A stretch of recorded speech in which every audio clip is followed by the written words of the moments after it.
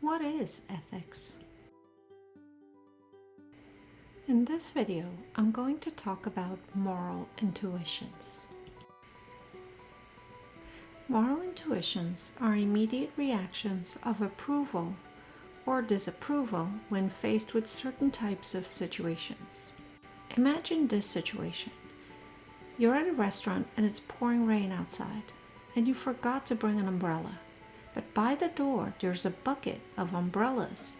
None of these umbrellas belong to you, but it would be easy enough to just take one. Would it be right or would it be wrong to do that? This example was actually proposed by philosopher Thomas Nagel. Most people, when faced with this example, would say that it is wrong to take someone else's umbrella just because you forgot your umbrella. This immediate reaction is a moral intuition. Moral intuitions in ethics have a somewhat similar purpose than experiments have in science. In science, if you have a theory that says that if circumstances A and B happen, then C will happen, and if that is not the case, you either have to abandon your theory or modify your theory. Even though it is similar, it is not exactly the same with ethics. In ethics, if I have circumstances A and B, and my theory says that C will happen, and C is a moral intuition that someone will have, and C doesn't happen, that doesn't necessarily mean that my theory is wrong. I'm going to give you a concrete example by philosopher Jeremy Bentham.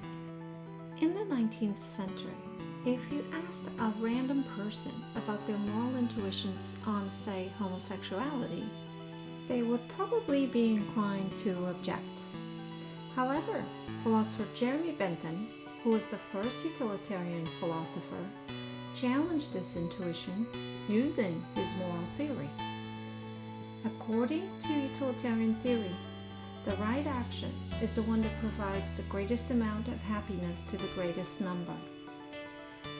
Since sexual acts, he thought, provide pleasure and ultimately help accumulate a greater amount of happiness, they should be seen positively according to his theory.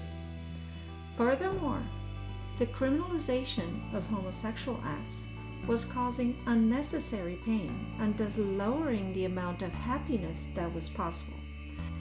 For these reasons, according to utilitarianism, someone who had the moral intuition that homosexuality was wrong in the 19th century, according to Bentham, should revise that moral intuition. But when faced with a theory that goes against our moral intuitions, our only option is not just to deny the moral intuition. We could also prefer a different theory. For instance, if I have a strong moral intuition that lying is always wrong, instead of utilitarianism, I can maybe prefer Kantian ethics. According to Kant, you should never lie because it goes against the categorical imperative. I will talk about the categorical imperative in a different video, but for the purposes of this video, all you need to know is that the categorical imperative was sort of an ethical test that you could use when you wanted to know if something was right or wrong. So in the case of lying, what you need to do is think, what would happen if everyone lied? Kant thought that the purpose of lying is to deceive someone.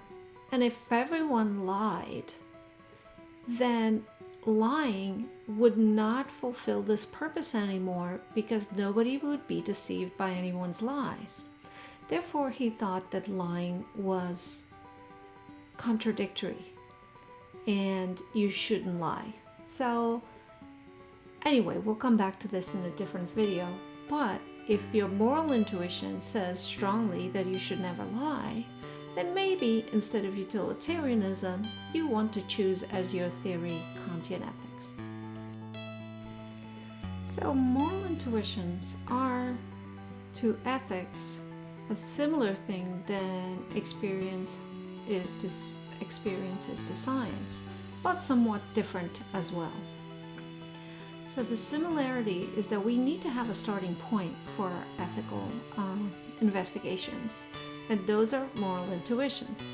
But then once we develop that theory, we might either abandon our moral intuitions, or maybe we want to look for a different theory that matches our intuitions better.